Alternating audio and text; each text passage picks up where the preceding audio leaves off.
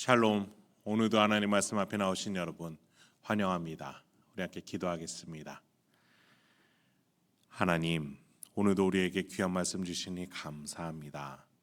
이 말씀으로 오늘도 하나님이 주시는 용기와 소망, 명예로움 가지고 당당하게 굳세게 힘차게 살아갈 수 있도록 깨달아지는 은혜, 우리 10년 가운데 샘솟는 생명이 허락되도록 인도하여 주옵소서. 예수님의 이름으로 기도했습니다. 아멘. 오늘 함께 살펴볼 말씀 에베소서 3장 14절에서 21절까지 함께 살펴보도록 하겠습니다. 사랑은 혼자 하는 것이 아니라고 말씀드렸어요. 함께 하는 것이고 또 같이 하는 거예요. 상대를 높이면 자연스럽게 내가 낮아지기 마련입니다. 그것이 참 사랑이라고, 그리고 그 사랑을 예수가 성자 하나님이 살아내셨고 그걸 계획하신 것이 성부 하나님이라고 성경은 말해주고 있어요. 하나님은 사람을 사랑하셨습니다. 그래서 하나님이 낮아지셨어요. 그리고 사람을 높이셨어요. 여러분, 이러한 영적인 원리, 하나님의 존재 그 자체 방식인 이 사랑은 사람 대 사람 사이에서도 동일하게 적용이 됩니다. 교회가 세워져 나간다라고 했을 때, 교회가 커져 나간다라고 했을 때 참 교회의 부흥은 누군가의 낮아지는 섬김으로 다른 이가 높여질 때를 말하는 겁니다. 그렇게 참 교회는 세워지고 굳건해지고 강건해지는 것이죠. 그래서 바울은 오늘 본문에서 이러한 영적 원리에 따른 기도를 하나님께 올려드립니다. 자, 15절에 보니 이렇게 말해요.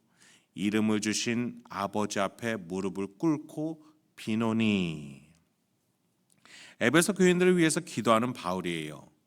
지금 바울이 어디 있어요? 감옥입니다.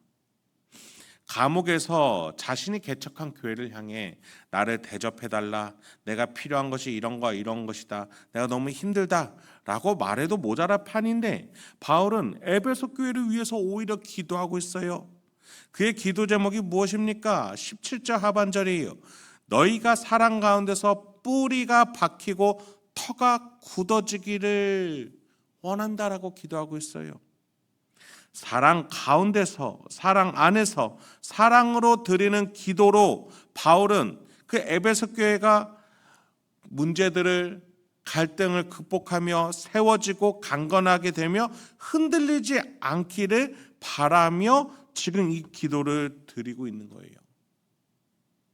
누가 누구를 위해서 기도하고 있는 거예요?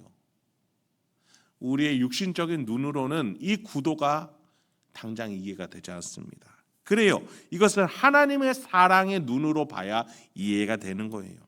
더 충만한 자가 그렇지 못한 자를 향해서 기도하고 있는 거예요.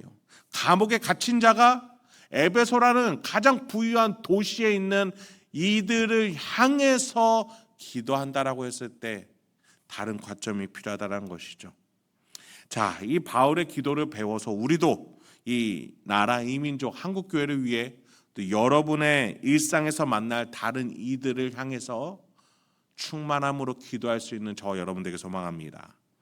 먼저 바울은 14절에서 자신이 기도를 올려드리는 그 대상에 대해서 이렇게 부릅니다. 이러므로 내가 하늘과 땅에 있는 각 족속에게 이름을 주신 아버지 앞에 무릎을 꿇고 비노니. 이름을 주다, 이름을 짓다. 네. 한 존재가 다른 존재를 태어나게 할 때에 가지는 권한이죠. 부모가 자녀에게 이름을 지어주듯이 하나님은 모든 족속, 그러니까 하나님의 사랑 안에 속한 모든 성도들의 아버지가 되신다.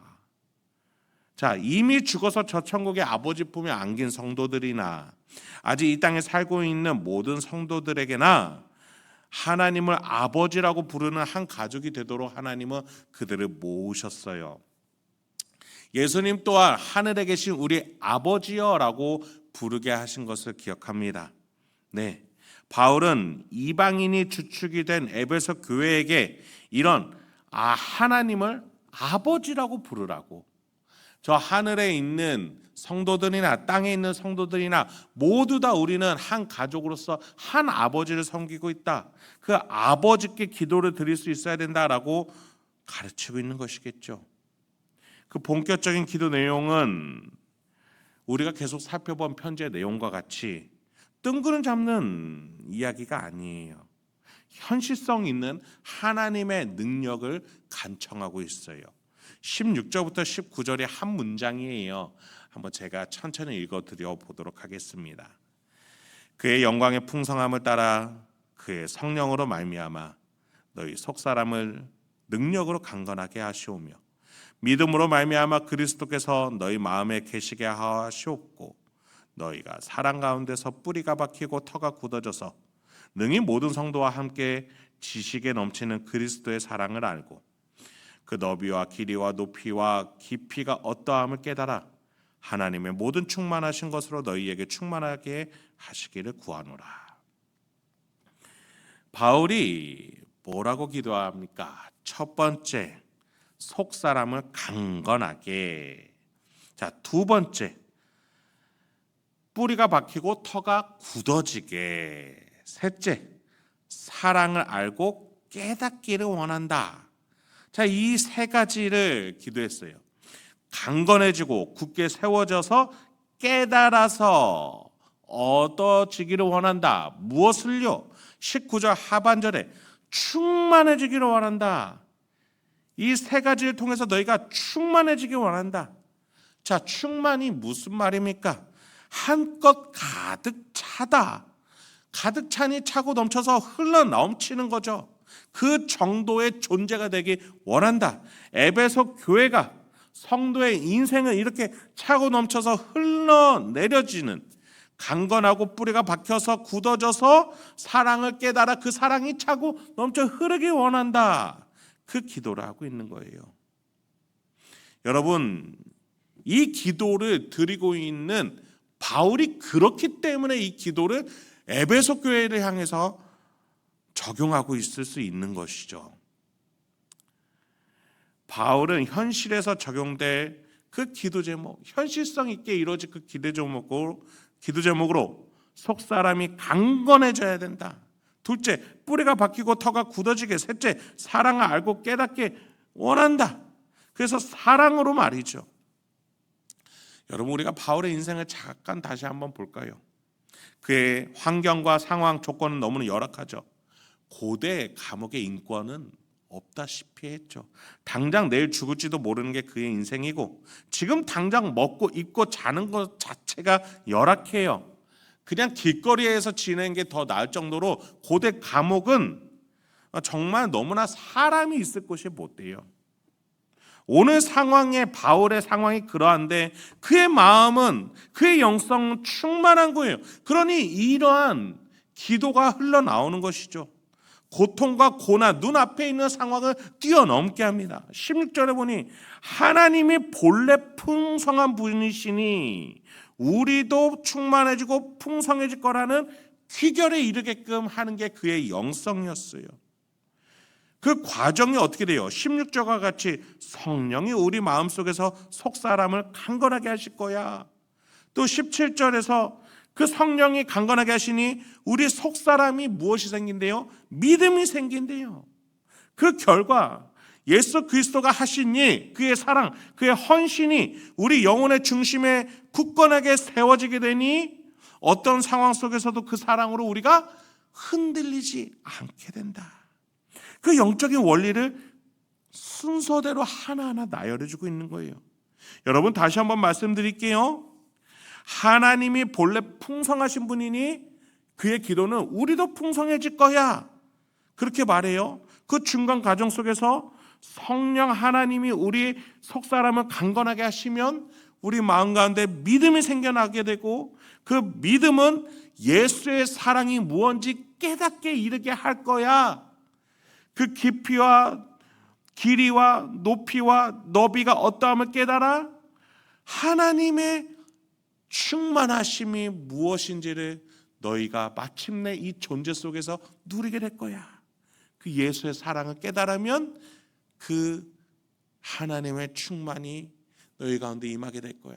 그것으로 문제를 해결하려 바울은 이렇게 기도하고 있는 것이죠. 여러분, 우리가 누군가의 기도 제목을 위해서 기도한다라고 했을 때, 우리의 개인적인 기도 제목을 할 때조차도 우리는 너무나 단순하게도 하나님 이렇게 되게 하여 주시옵소서, 이렇게 되게 하여 주시옵소서라는 초보적인 기도 하고 있지 않나요? 예수님은 그것을 이방인들이나 드리는 기도라고 했어요. 하나님은 우리가 필요한 것들을 미리 아시는 분이에요. 그렇다면 우리에게 필요한 것은 하나님의 그 경륜과 예수님의 사랑과 성령이 속사람에서 주시는 믿음으로 말미암아서 하나님이 이루어주실 때를 감사함으로 미리 받아 우리가 이 충만함으로 먼저 내 마음이 채워지기를 기도할 줄 알아야 된다는 것이죠. 여러분, 상황과 환경은 한순간이에요. 손바닥 뒤집듯이 바뀌는 게 우리의 현실이에요. 우리가 기도해야 될 것은 우리의 마음과 우리의 심령, 우리의 믿음 아니겠습니까? 이 바울의 기도 하나하나 우리가 묵상하면서 이 영적인 원리 속에서 우리의 기도가 되길 소망합니다. 그래서 우리의 기도 제목이 하나님의 뜻대로 이루어질 것들을 아버지께 맡겨드리면서 내 마음의 충만함으로 우리가 오늘의 현실을 살아갈 수 있길 소망합니다. 마지막으로 바울은 20절 21절에서 이렇게 기도를 마무리 짓고 있어요. 우리 가운데서 역사하시는 능력대로 우리가 구하거나 생각하는 모든 것에 더 넘치도록 능히 하실 이에게 교회 안에서와 그리스도 예수 안에서 영광이 대대로 영원 무궁하기를 원하노라. 아멘. 바울은 이 기도가 이루어질 것이라고, 더 넘치도록 능히 하실 이에게, 하나님이 그렇게 하실 분이란 걸 알면서 고백하면서 그분에게 담대하게 나아가는 자녀의 기도를 드리자, 그러한 의도로 기도를 마무리 짓고 있어요. 오늘 말씀을 마치도록 하겠습니다. 여러분, 여러분의 마음 가운데 여러분이 믿고 있는 그 하나님은 능히 그렇게 하실 수 있는 분이에요. 여러분, 그 무엇보다도 여러분의 마음을 지키십시오. 능히 그렇게 하시리라는 믿음을 지키십시오. 여러분의 현실을 하나님은 더 잘하시고 더 먼저 앞장서서 나서서 일하고 계시며 그 상황을 열리도록 계획하고 계십니다. 다만 그 때와 방법을 하나님이 우리의 스스로의 능력으로 하지 않도록 하나님의 사랑과 예수 그리스도의 그 희생과 성령의 내주하심으로 여러분이 깨닫도록 허락하심을 믿으시면서 삼위일체 하나님의 사랑을 믿어 그 고난과 역경, 그 어떤 상황도 한 발자국 한 발자국 앞으로 나아가실 수 있고 넘어가실 수 있는 저와 여러분이 되길 소망합니다. 함께 기도하도록 하겠습니다. 하나님, 오늘도 우리에게 귀한 말씀 주시니 감사합니다. 오늘 이 말씀을 통해서 다시 한번 우리의 인생, 이 힘들고 어려운 이 나라 이 민족과 우리의 일상 가운데 기도하기 소망합니다. 주여, 우리의 기도가 성숙해지길 소망합니다. 하나님을 향한 믿음으로 충만함으로 하나님이 하실 일들을 기억하면서 우리가 기도하기 소망합니다. 이 기도가 우리의 기도가 되게 하여 주옵소서. 이 고백이 우리의 고백이 되게 하여 주옵소서. 그래서 우리 가운데 충만케 하시는 그 하나님의 놀라운 충만으로 살아갈 수 있도록 우리 가운데에 은혜를 베풀어 주시옵소서. 주님, 우리 성도님들 가운데에 어려움과 아픔과 갈등과 고뇌 속에 있는 분 계십니까? 그 문제 속에서 상황과 환경을 하나님께 맡겨드리고 그 심령에 하나님을 향한 믿음으로 하나님이 능히 그렇게 하실 것이라는 믿음과 사랑을 가지고 마음이 충만해지고 풍요해질 수 있도록 이 시간에 역사하여 주옵소서. 예수님의 이름으로 기도했습니다. 아멘.